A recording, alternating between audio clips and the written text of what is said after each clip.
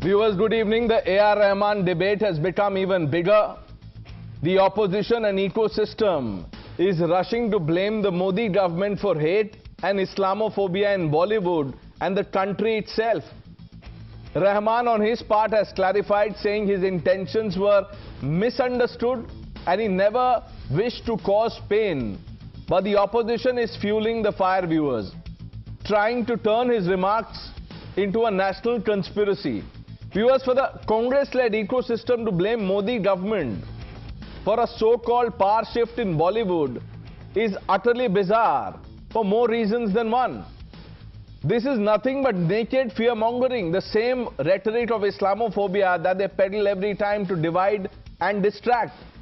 The ecosystem is amplifying Rahman's words, using his shoulder to fire shots at Prime Minister and malign India's image globally. But the narrative is falling flat by the minute. Look at the facts, viewers. Even veterans like Javed Akhtar don't endorse what Rahman has said. Akhtar has clearly stated that there is no communal element in Bollywood, that talent always wins, and people hold great respect for Rahman. Viewers, Bollywood has always been a place where merit shines, regardless of faith. And viewers, the Modi government has honored many Muslim artists, including superstar Shah Rukh Khan, with national recognition. The record speaks for itself.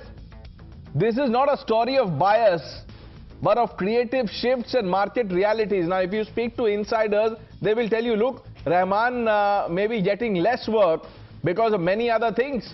He stays in Chennai, doesn't come to Bombay too often to record. Wants production teams or singers to come to Chennai or filmmakers to come to Chennai. There are many other things. I'm not getting into it. But let me tell you about the irony that exposes the hypocrisy of the ecosystem. This whole storm is brewing on the very same day when Prime Minister Modi, and you will see those pictures playing up on the screen, received the UAE President in Delhi. This just tells you that the leader of one of the world's most influential Islamic nations is in India to strengthen bilateral relations. Almost all major Islamic countries, from the UAE, Saudi Arabia to Egypt, Kuwait, Bahrain, the list is long, have honored Modi with their highest civilian awards. Had Modi been communal or divisive, would these leaders or countries honor him? Just think about it, viewers. This is nothing but an attempt by the ecosystem to malign India, to paint a dark picture for political gains, for few votes. The people can see through this fear-mongering. हमारे भारत में कुछ सालों से नफरत की आग लगी हुई है। हिंदू और मुसलमान को डिवाइड किया जा रहा है इलेक्शन जीतने के लिए। उन्होंने कहा है उसको freedom of speech and expression है, उस पर उनको ट्रोल करना, गाली देना मैं समझता हूँ सही नहीं है। मगर देश के हालात जो मैं समझता हूँ, मेरी राय वो है कि आज की तारीख में आप खुद देखिए देश में जो माइनॉरिटीज के ऊपर हो रहा है, तो ये असंवैधानिक चीज है। जैसे देश का संविधान को खत्म किया जा रहा है, डेमोक्रेसी का कत्ल किया जा रहा है, सेकुलरिज्म प्लुरलिज्म को नष्ट किया जा रहा है, तो ये तो माइनॉरिटी पे तो हो रहा है ना। जुल्म तो आप देख ही रहे हो ना, JSR के नाम पे मॉब लिंचिंग कर दो, गाय का झूठा वो इल्जाम के ऊपर मॉब लिंचिंग करके मार डाला जाता है, मदरसों को बिना नोटिस दिए, बिना रूल ऑफ लॉ फॉलो किए, due process of law follow किए उड़ा दिया जाता है। A.R. Rahman, he had shown his concern, rather dissatisfaction, how he has been discriminated on the ground of religion. I fully support. Communalism is prevalent all over. So he is a victim of communalism. You heard the reactions. First, Rahman's clarification, and then what the opposition, the ecosystem has been saying. Let's quickly open this up. Sushil Pandit ji, Kamruzaman Chaudhary, Haji Rangez, IP Singh, national spokesperson of the Samajwadi Party, Ravi Srivastav ji, Umar Junaidi, and Karan Verma completes this panel. Umar Junaidi, let me begin by asking you one simple question. A.R. Rahman has got multiple national honors after Modi became Prime Minister. Shah Rukh Khan has got the National Film Awards. What is this communal narrative which is being played up? Good evening to everybody. First of all, the statement given by A.R. Rahman was very clear. It was misunderstood. A.R. Rahman said that I am not in search of work, but the things have been changed in the past few years, and since 8 years, I have not got the work. I think there is communalism in the industry. Now the video of A.R. Rahman, which clearly says that the intention was not to cause pain to anybody. It is mere observation that A.R. Rahman was having. So it is not A.R. Rahman stating that there is a communalism and that because of that communalism I am being victim of it. I am not getting work of it. It is an observation made by A.R. Rahman that since years now propaganda films have been taken over in the industry. Now the people who are not creative are having the power, and that's what the statement is, and the clarification. A.R. Rahman, one minute. Now, there are many things that, I want to ask you. This is less about A.R. Rahman, more about what the ecosystem has made it out to be. But let's for a moment focus on what he has said. Apart from that power shift remark, he said Chhaava was a communal film. What does that mean? Pranesh, since a decade, there is a hype in the propaganda films, and that we have been continuously seeing. And many films... So what is a propaganda film, Mr. Junaidi? What is a propaganda film? If you show history, it is propaganda. If you suddenly honor the tyranny of the Mughals, that is the real history for you. That is reality. But anything other than the twisted script by the left liberal ecosystem that has been, peddled over the decades, everything else becomes propaganda. आप बताइए ना, propaganda मतलब क्या होता है? How was Chhaava propaganda? Industry is entertainment, and anything which is not entertainment and making a propaganda out of a movie is what a propaganda movie. This is as simple as that. If you want to show the reality, the history, show as it was. Sir, are you aware of the, 1 minute, Mr. Junaidi, are you aware of the narrative around Dhurandhar, film Dhurandhar? उसको भी propaganda बोल दिया है. उसमें क्या दिखाया है कि पाकिस्तान कैसे अपने डीप स्टेट को यूज करके इंडिया में टेरर अटैक्स करता है. उसमें क्या प्रोपेगेंडा है? उसमें अजमल कसाब दिखाया, 26/11 अटैक दिखाया. वो रियलिटी है या नहीं है? अजमल कसाब सिर्फ एक ही था, कोई हिंदू था ही नहीं डीप स्टेट में. No Hindu was part of the deep state. No Hindu was involved in this sin. आप एक कम्युनिटी को टारगेट कर रहे हो, एक रिलीजन को टारगेट कर रहे हो, and you call it as 1 minute. Sir, Umar Junaidi, आप इतने सीनियर आदमी हैं, पढ़े लिखे भी हैं. आप मुझे ये बताइए कि जब अजमल कसाब अपने लोगों के साथ आए थे तो कितने उसमें से हिंदू कितने थे, मुस्लिम कितने थे? आप ही बता दीजिए आपके हिसाब से. जैसे आप लोग बोलते हैं कि Burhan Wani was son of a school headmaster, Osama ji etcetera etcetera. आप अजमल कसाब के बारे में बताइए, वो कितने लोगों के साथ आए थे, उसमें कौन क्या था? First of all, it is not Ajmal Kasab आए थे. अजमल कसाब आया था जिसने मेरे देश को तोड़ने की बात की हो, जिसने मेरे देश को नुकसान पहुंचाया हो, उसको मैं तमीज से इज्जत से बात नहीं कर सकता. Now the second point is, let us see a whole factor in one. What is the whole factor in one? What was communal about Chhaava? Tell me. What was communal about Chhaava?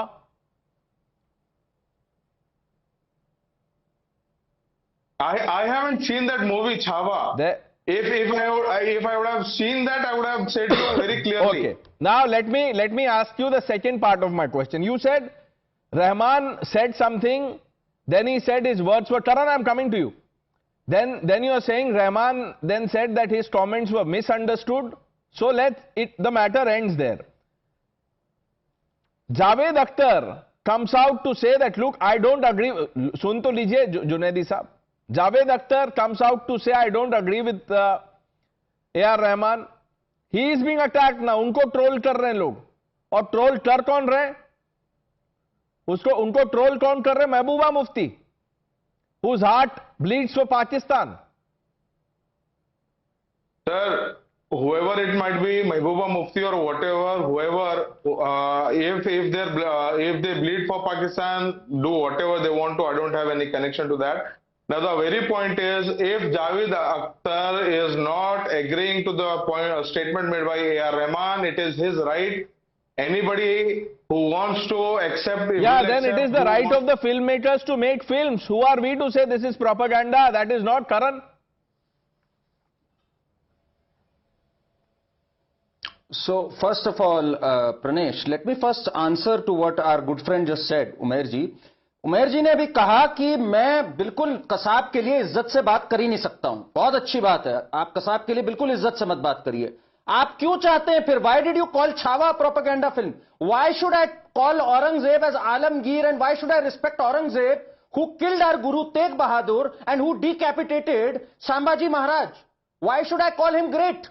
Why should Salim be respected? You are used to these films like Mughal-e-Azam, where Salim was shown as this hopeless lover who's teasing Anarkali with a feather. Why should I talk about him and not abuse him when this man cooked Guru Arjan Dev Ji alive? These are facts, my dear. This is not propaganda. Have the guts to call this fact out, just as you had the guts to talk about Kasab.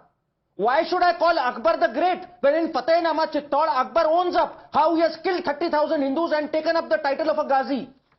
So this is the reality. What you are peddling is propaganda. Have the guts to call that out. Now Pranesh, coming to the Rahman controversy. Pranesh, you will be surprised if there have been 2-3 instances where Rahman has actually been hounded. It's by the Muslims. In 2015, Rahman made a film, gave music to a film, Muhammad the Messenger of God. A pious film made by the Iranian filmmaker Majid Majidi. And do you know, in Mumbai, the Raza Academy issued a fatwa against him and said this film should not be allowed, and Rahman had to apologize. Tab kahan gaye the Umair ji? At that time he was hounding Rahman, he was against Rahman. When Rahman sang the song Vande Mataram, fatwas were issued against him. Jamaat-e-Ulema Hind was at the forefront of it. So these guys today siding up with Rahman, if anything exposes their hideous agenda. They've been hounding Rahman like anything, and today they're taking a side just so it suits their agenda. And if this government was anti-Muslim, I give 2 examples, Pranesh. When this government came to power, the IB chief was Asif Ibrahim.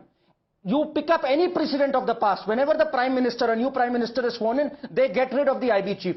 This Prime Minister stuck with Asif Ibrahim. This Prime Minister nominated Syed Akbaruddin as our permanent representative to the United Nations in 2016. So stop your propaganda. You are the one causing this propaganda, Pranesh. That is the problem with people like Umair and Haji and all these people here. Let's try with Kamru Zaman ji. Kamru Zaman ji, I think we discussed this on Friday also. समय कम था. आज ठीक से बात कर लेते हैं इस पे. Rahman said what he had to. But look at the commentary of the Congress party. Congress party is saying yes, there is Islamophobia. Modi government is responsible for all the hate and bigotry. Well, Pranesh, good evening first and foremost. Let me just counter Karan Verma out here. Very eloquently, he has put out his point out here about the Mughal invaders to India. But I can't understand the entire Hindutva ecosystem fails to mention the 200 years of the British rule and the atrocities they committed against the Indians, the Sikhs, the Muslims, the Hindus all combined together. He forgets very conveniently about... 1 minute. So, sir, just because... No, 1 minute. So how does that... Sir, listen to me. 1 minute. Just because you also had the British doing the same thing or perhaps worse, does that mean that, you don't talk about the Mughal tyranny? That you don't talk about the brutality of Aurangzeb? ये क्या logic है? जब सुनो प्रणेश, सुनने का धैर्य भी रखो. अगर किसी का प्रोपेगेंडा चैनल में बैठ के चलाते हो, 12 लोग नमाज पढ़ते अपना घर में और बरेली पुलिस जाकर अरेस्ट करती है, क्यों उसका बिगॉट्री आज नरेंद्र मोदी का शासनकाल में इस कदर नीचे गिर चुकी है हिंदुस्तान में कि आज लोग अपने घर में नमाज पढ़ने के लिए भी मोहताज है. इसका करण वर्मा जैसा हिंदुत्ववादी लोग के लिए. और आज बोलते हो कि जनरल डायर कोई नहीं है.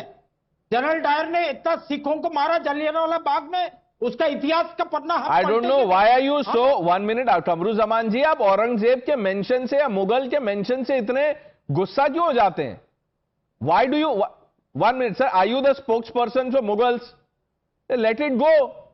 I am sure you will also condemn Mughal tyranny. And if you don't want to, तो बता दीजिए सबको that I stand with everything that the Mughals did. I love Aurangzeb. आप बोल दीजिए. No, wait a minute, Pranesh. Just give me 2 more minutes. Let me talk sensible. Try to be sensible in your. Try to be sensible, sir. Yes, try to be. Basically, the point is that what these people from the Hindutva-Gadi ecosystem they try to bring out here is they try to link the present day Muslims like me and Umair Junaidi or Haji Rangres with the Aurangzebs and the Akbars. Why? No. 1 minute. I'll tell you the problem is. आपने बोला ना, let me try to be sensible, sir. Let me inject some sense here. 1 minute. Sir, ये रह जाएगा. मैं बता रहा हूँ, रह जाएगा. Let me just tell you what happens. People like Umar Junaidi, Haji Rangres, Kamruzaman Chaudhary, you are, more eager than anyone else on the panel to associate yourselves with the Mughals. Why do you have to rush to defend Aurangzeb? You can say, I condemn Aurangzeb's brutality. आप बोल दीजिए Akbar was not great. आप बोल दीजिए ना sir. Let's put an end to this. I said is my viewpoint also. Because what A.R. Rahman didn't name individuals. He named an ecosystem. He questioned the system. Then why has he clarified now? So, 1 minute. Now you will say he has clarified under pressure, right? यही बोलेंगे ना आप, he has clarified under pressure. फिर आप बोल रहे थे बरेली में देखिए क्या हो गया. Sir, by this logic, you tell me, murder of Kanhaiya Lal, क्या था sir? हिंदूफोबिया, इस्लामोफोबिया, कितने और एग्जाम्पल्स हैं? उमेश टोले को मार दिया, इस्लामोफोबिया, हिंदूफोबिया, कहां थे? Any other artist, A.R. Rahman, all of you, Umar Junaidi, Qamaruzzaman ji, बताइए. Ankit Saxena, falling in love with a Muslim girl, he was murdered. Sir, कितने एग्जाम्पल से मैं कहां से पढ़ूं? आप बताइए. ये बरेली एग्जाम्पल देख के you can't escape. Haji Rangrez, A.R. Rahman ने क्या कहा? कांग्रेस पार्टी देखिए उस पर क्या कह रही है कि मुसलमानों के साथ ज्यादती हो रही है, मोदी गवर्नमेंट जिम्मेदार है. करण वर्मा ने कहा कि औरंगजेब पे अगर फिल्म है या सच्चाई दिखाई जा रही है तो आप लोग डिफेंस में आ जाते हैं. क्यों? देखिए फडणवीस भाई, जिस तरीके से 2014 के बाद से लगातार इस्लामोफोबिया मूवियां बनाई जा रही हैं और जिस तरीके से प्रोपेगेंडा मूवियां बनाई जा रही है, क्या होता है इस्लामोफोबिया मूवी? मतलब क्या होता है? मैं कह रहा हूँ इस्लामोफोबिया जो जिनके दिल दिमाग में बैठ गया है, जो प्रोड्यूसर हैं और जो डायरेक्टर हैं, वो लगातार मुसलमानों को निशाना बनाने के लिए और बीजेपी को खुश करने के लिए लगातार ऐसी मूवियां बना रहे हैं जिससे कि समाज में बंटवारा हो, समाज का कैसे डिवाइड किया जाए समाज को. और ये लगातार A.R. रहमान ने कोई गलत बात थोड़ी कही, उन्होंने बिल्कुल सच्चाई कही कि उनको जो है 2014 के बाद से काम ही नहीं मिल रहा. उन्होंने बिल्कुल सच्चाई बात बताई. जिस तरीके से वहां पर एक आइडियोलॉजी को मानने वाले लोग, एक धर्म के लोग बैठे हैं और जिस तरीके से वो लगातार निशाना बना रहे हैं मुस्लिम समाज के जितने भी एक्टर हैं, सलमान, शाहरुख, आमिर खान को छोड़कर जितने भी छोटे हैं उनको इनको छोड़ क्यों रहे हैं? नहीं, इनको क्यों छोड़ रहे हैं? इनको मुस्लिम समाज के ये जो आप नैरेटिव बता रहे हैं, मुस्लिम समाज के ये एक्टर्स, इनको छोड़ क्यों रहे हैं? वो तो अपने आप में एक बड़ी शख्सियत है. नहीं, अपने आप में कैसे बन गए? अपने आप में कैसे बन गए? उनको भी जननायक किसी ने बनाया ना. जैसे लोग राहुल गांधी को जननायक नहीं बना रहे, किसी ने शाहरुख खान को शाहरुख बनाया, लोगों ने प्यार मोहब्बत से बनाया. आप देखिए लास्ट ईयर, 1 साल पहले INB मिनिस्ट्री, जो कि मोदी सरकार की मिनिस्ट्री है, हाजी रंगरेज देखिए अभी एक ट्वीट आएगा आपके स्क्रीन पे, उनको जन्मदिन विश कर रही थी. इतना इस्लामोफोबिया है देश में कि सरकार के पास और कोई काम धंधा नहीं रह गया है. वो एक मुस्लिम आर्टिस्ट को विश कर रहे हैं हैप्पी बर्थडे. ये देखिए ministry of information and broadcasting, कितना इस्लामोफोबिया है.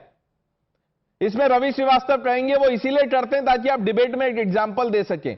वो पोस्ट तो कर देते हैं हैप्पी बर्थडे, लेकिन काम नहीं देते. काम नहीं मिलने के बहुत रीजंस हैं.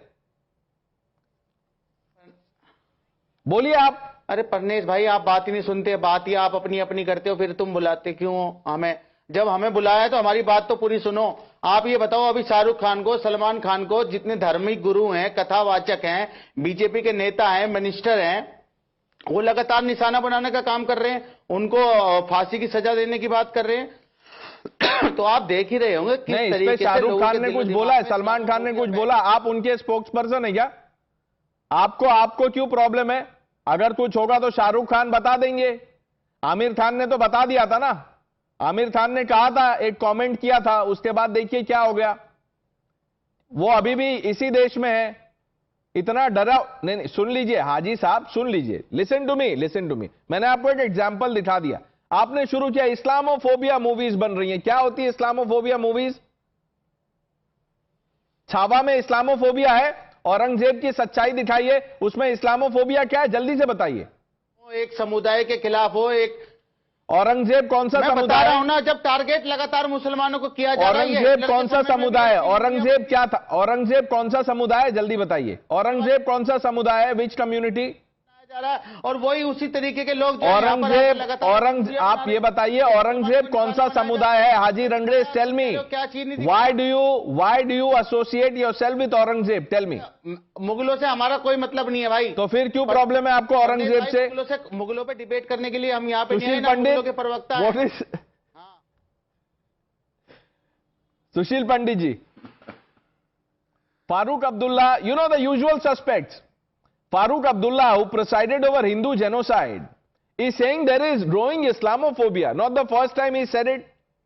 When he was asked a question about Kashmiri Hindus, he said, what is stopping them from coming back? You know, as if nothing happened. Yes. Yes. Pranesh, thank you for having me on the show. Good evening to all your viewers. Today happens to be 19th of January. And today we enter 37th year of our exile. We were thrown out of Kashmir in 1990. I don't know which ecosystem was that. I don't know what kind of phobia was that. I don't know what caused that genocide in Kashmir according to Mr. Haji Rangres and other gentlemen worthies in your panel. There is another gentleman who comes from Assam who belongs to a party. He rails in favor of Mughals who had invaded Assam, and Lasit Barphukan valiantly fought them not to ever let them enter Assam. For him, probably Lasit Barphukan is not a hero. The Mughal invaders were, because he always carries a brief for them. Now, this is the problem here.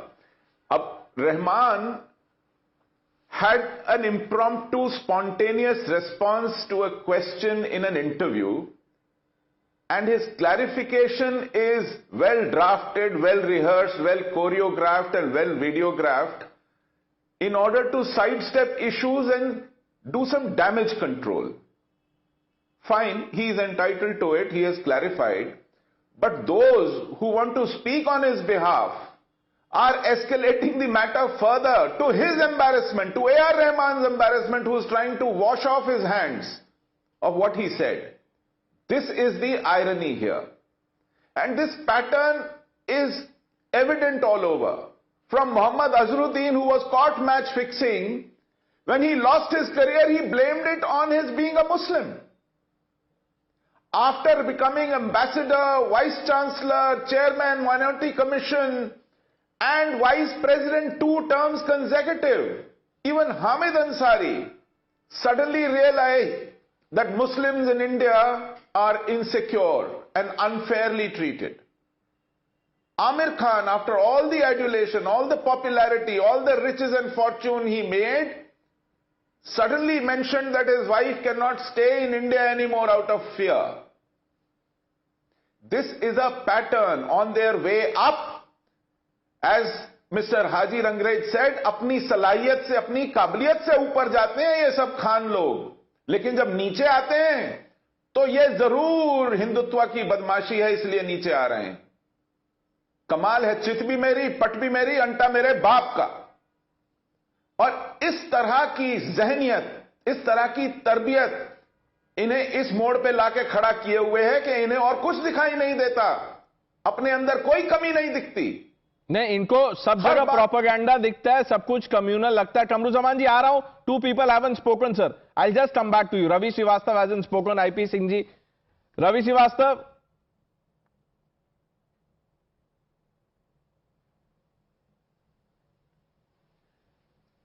Good evening, Pranesh.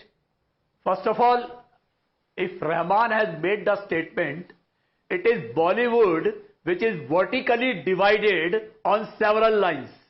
It is communally divided, it is the Hindu-Muslim divide is there, it is established actors versus the freshers divide is there are number of divides are there.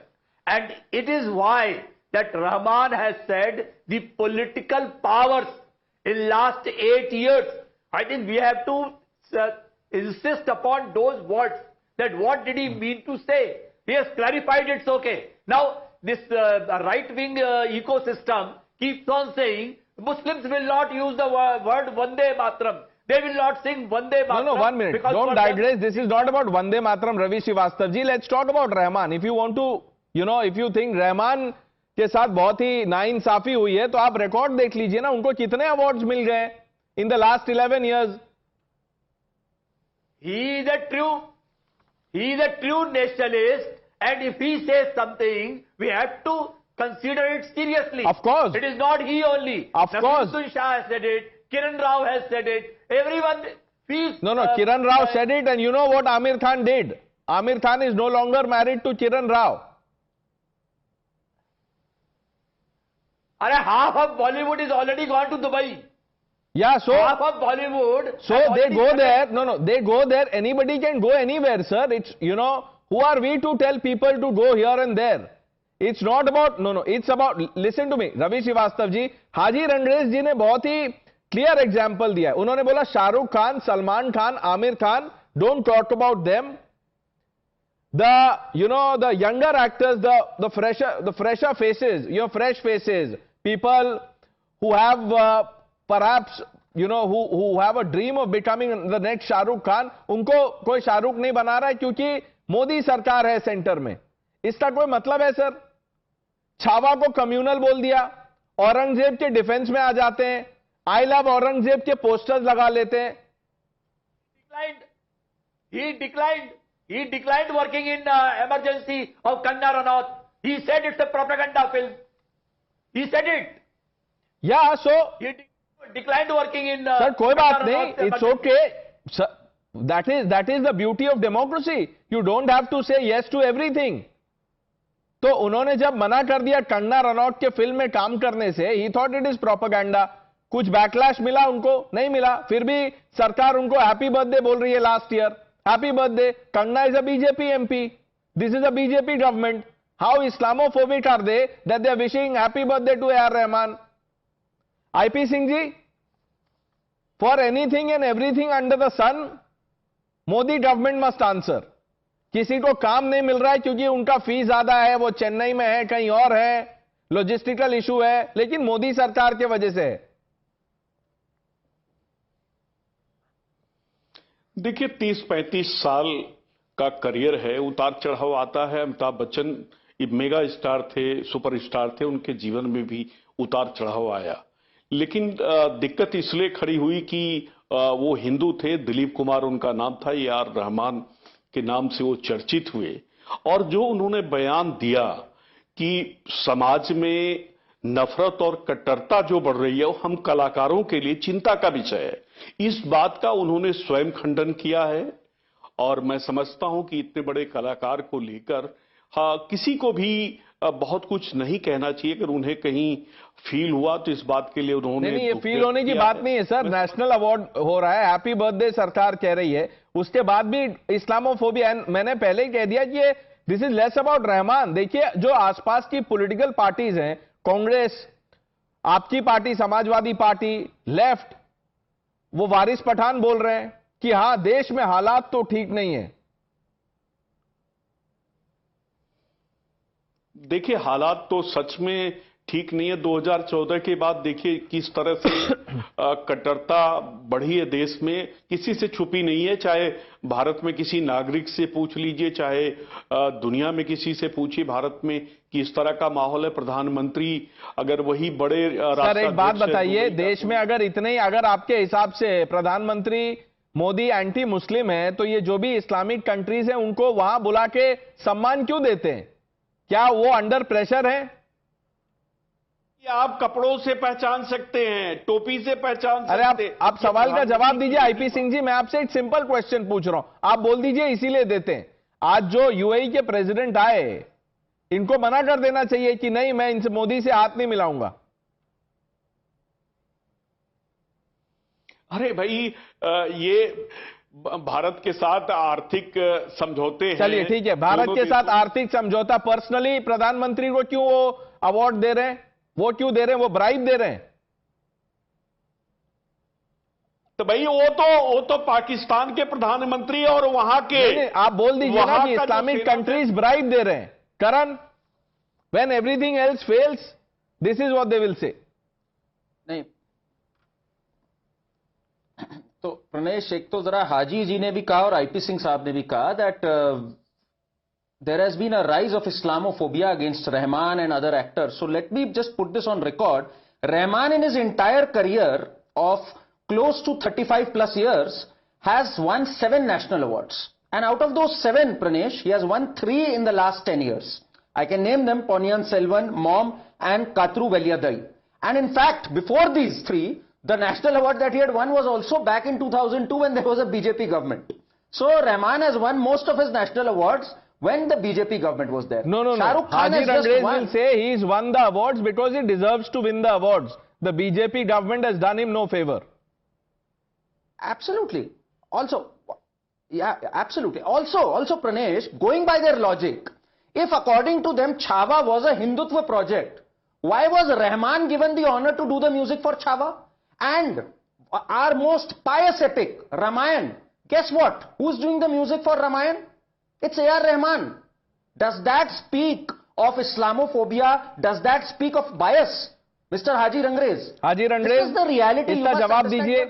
Chhaava में भी music के लिए A.R. Rahman, Ramayan में भी संगीत के लिए उनको इतना बड़ा दिल है उनका कि उनको लगता है कम्युनल प्रोजेक्ट भी क्यों ना हो, लेकिन मैं संगीत तो इसमें दूंगा। देखिए, अब लगातार ये बात कर रहे थे अभी हमारे भाई करण भाई के लगातार जो है उनको 7 अवार्ड मिले।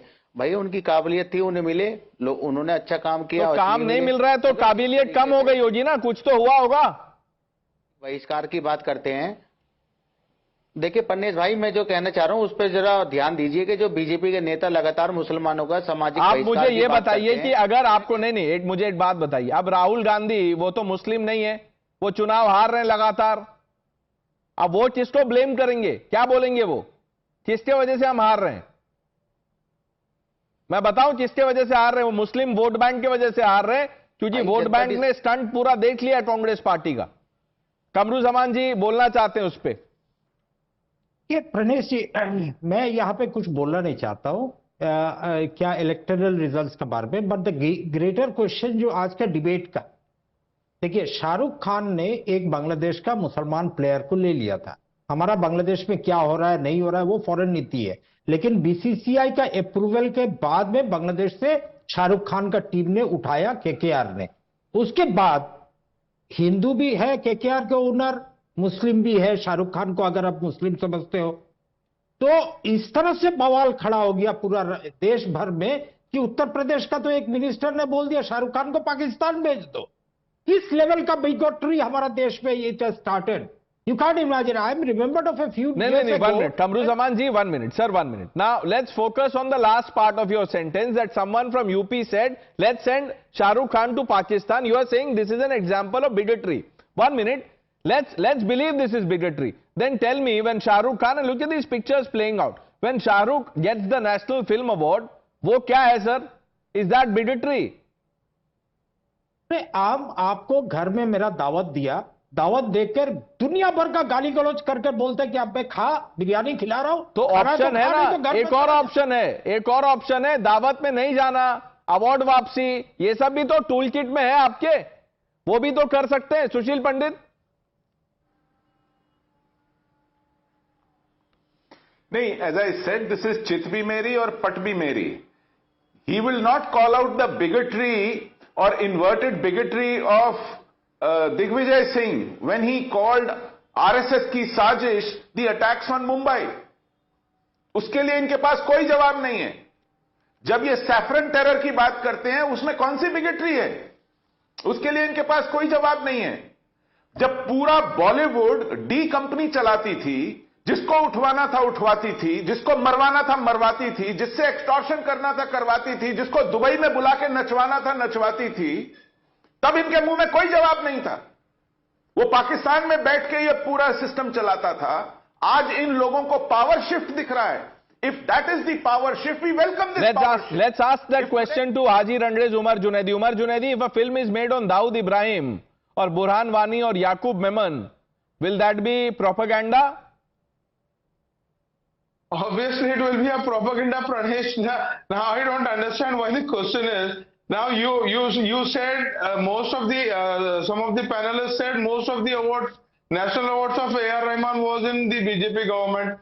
Now, the question is, A.R. Rahman is being given award based on the work he has done. That means he is able and he has the capacity. 1 minute. Who is giving him this award? Umar Junaidi ji? Pranesh, let me speak. You said most of the national awards of A.R. Rahman's career are given in BJP. Right. Agreed. During the BJP government, agreed. That means BJP government believes that A.R. Rahman has the capacity and he is able. That's right. So then where is the Islamophobia फिर? तो Islamophobia कहाँ है Umar Junaidi? Pranesh ji, let me speak. Let me come to the point. If BJP believes A.R. Rahman has the capacity and he is getting the awards, then why he is not getting the work is the question. Now, whatever work A.R. Rahman is getting, he is doing marvelous. And that's what BJP has to give the award to Rahman. Nobody has an answer to this question, sir. इसमें तो मुझे लगता है आपको भी award मिलना चाहिए. ये जो आपने अभी लॉजिक दिया है, when people actually understand the gravity of what you've said, you've just, this is a mic drop moment. खत्म कर दिया आपने डिबेट.